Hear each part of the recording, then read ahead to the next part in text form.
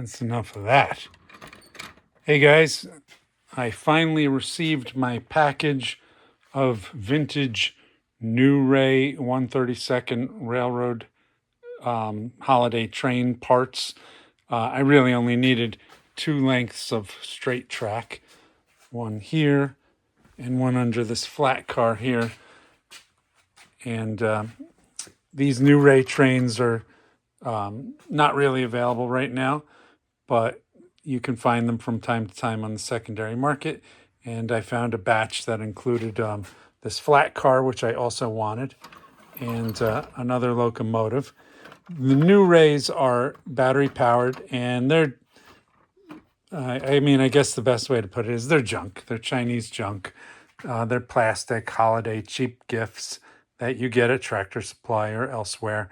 But they're 132 scale, which is kind of nice.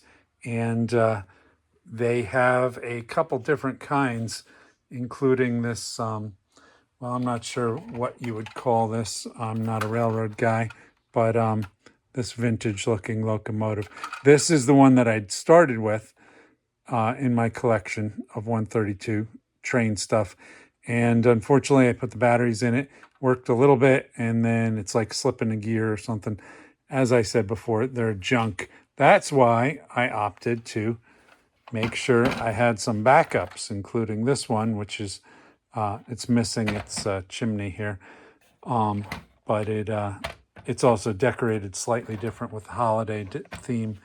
And this one. So out of the 3 locomotives, there's one good one. So actually, there could be more than one. I didn't test this one, so I can always swap the parts out. Eventually, I'll paint the thing to look a little more European vintage. So elsewhere in today's hauls, I also got my first King and Country figure. This is 1/30th scale. It's a British World War II demolition sergeant, apparently. But I figured he'd look great supervising the offload of these Bedford trucks. And I always saw these King and Country figures, and truthfully, they seemed hit or miss on the decor.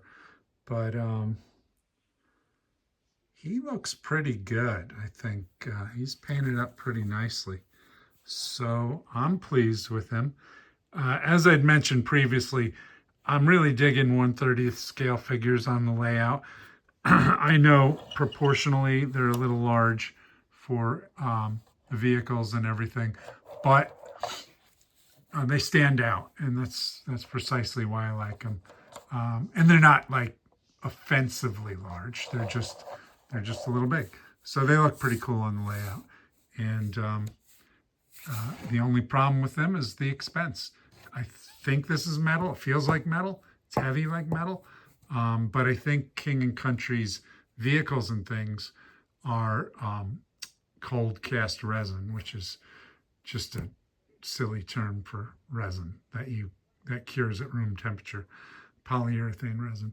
On to other things. Eventually, I will decorate this flat car to look like vintage, old stock wood, and I will probably load it up with sandbags and machine guns, and then I'll have to put a coupler on the front of one of these New Ray trains, and I will have it riding in front of the locomotive.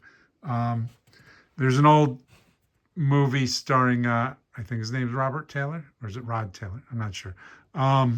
Called Dark of the Sun, and it's about mercenaries in Congo, South Africa, somewhere in Africa, and they have to escort a train with civilians, and of course everything goes wrong. That's kind of the look I'm going for. If you see this movie, they have a flat car in front of the train, all loaded up with sandbags and machine guns. So that's it for today. Hope you guys are all having a great day. Take care. Bye.